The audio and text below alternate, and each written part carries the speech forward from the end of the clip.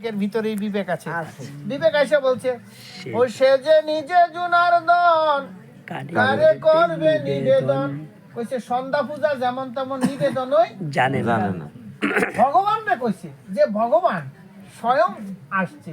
তাই কইছে ওই যে সন্ধ্যা পূজা যেমন তেমন নিবেদন ওই জানে না। তো নিবেদন জানে না। হ্যাঁ নিবেদন ওই জানে না কেমনে নিবেদন করতে হয়। এখন সন্ধ্যা পূজাও দিতে পারে না। তাহলে যে ভগবান তার কি সন্ধ্যা পূজা লাগে, তার দুইটা পূজা লাগে, নিজের পূজা লাগে না? এখন বিবেক বলছে ওই যে সে যে নিজে জনার্দন কারে করবে নিবেদন। এ তো নিজেই ভগবান, নিবেদন করার মতো আর কেহ নাই। এই জন্য শাস্ত্রে লিখছে চতুর্থী মূর সম, বলছে মূর সম, মূর অধিক আর কেহ নাই। তথা লাগি প্রীতবর্ণ আমি চৈতন্য গোসাই, আমার তে সমানও কেহ নাই, আমার তে বড়ও কেহ নাই। কিন্তু আমাদের মধ্যে অনেক সাধু সম্পন্ন আছে, যারা সাধু হয়ে গেছেন, যারা বৈষ্ণব ধারণ করছেন, তারা একে অপরকে সহ্য করেন না, একে অপরকে পছন্দ করেন না। আসলে কিন্তু ভজনটা কোথায়? সত্যযুগে হরি ভজন, বেতাতে রাম ভজন, দাপরে কৃষ্ণ ভজন, কলিতে গৌরাঙ্গ সুন্দরের ভজন। তাহলে আপনি যুগের যুগীকে ভজনা করবেন না? আপনি যুগের যুগীকে যদি না চিনেন তাহলে আমারে প্রভুর কি পাওয়া যাইব? আর প্রভুকে যদি না পাওয়া যায়, এটাই গীতাতে লেখছে যতদিন পর্যন্ত মদগত চিত্ত না হইব। মদগত চিত্ত মানে কি? চিত্তটা মনটা আমার মধ্যে না আসবে, মদ ভক্ত না হইব, আমার ভক্ত না হইব, ততদিন পর্যন্ত জীব এই গুড় সংসারে আসা যাওয়াই করিতে তাহলে আসা যাওয়া সার। এই জন্যই তো প্রথমে লিখছে জয় জয় মহাপ্রভু শ্রীকৃষ্ণ চৈতন্য, তাহার চরণাশ্রিত সেই বড় ধন্য। জয় জয় গৌরচন্দ্র,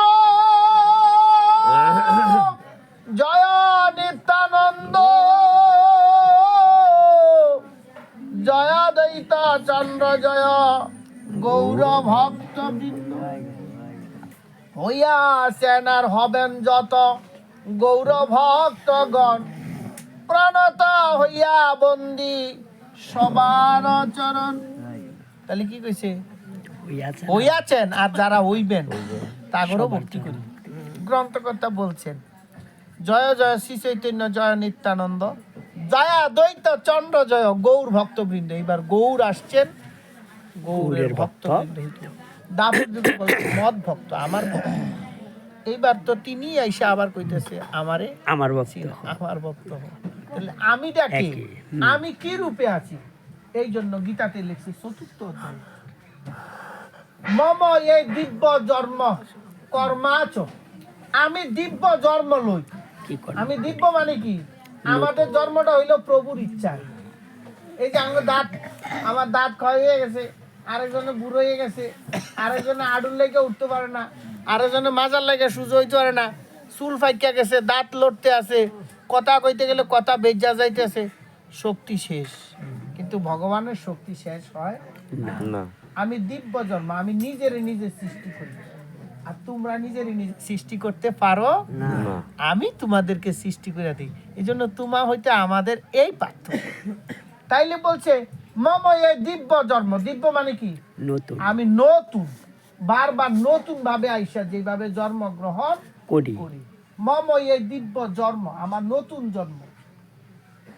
কর্মাচ, নতুন জন্ম লইয়া কি কর্ম করি। জুনা ভক্ত ন জানাতি, যারা জানে না তারা তত্ত্ব আমাকে পায় না, তারা তত্ত্বে আমাকে পায় না। তাহলে পাইতো না। এই জন্যই কইছে বহু জন্ম করে যদি শ্রবণ কীর্তন, তথাপি না পায় ব্রজের ব্রজেন্দ্র নন্দন। বহু জন্ম করব, বহু জন্ম করে যদি শ্রবণ কীর্তন, তথাপি না পায় ব্রজের ব্রজেন্দ্র নন্দন। ব্রজের ব্রজেন্দ্র নন্দন পাইতো না। আবার কইছে কৃষ্ণে যদি ছুটে ভক্তে ভুক্তি মুক্তি দিয়া, কবু প্রেম ভক্তি না দেন রাখেন লুকাইয়া। কৃষ্ণের লাগিয়া ছুটে কারা? ব্রজ গোপীরা,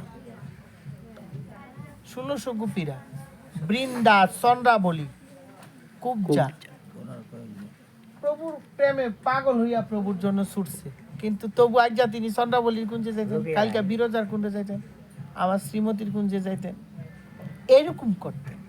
কিন্তু কইছে কবু প্রেম ভক্তি না দেন রাখেন লুকাইয়া প্রেম ভক্তিটা লুকিয়ে রাখছে।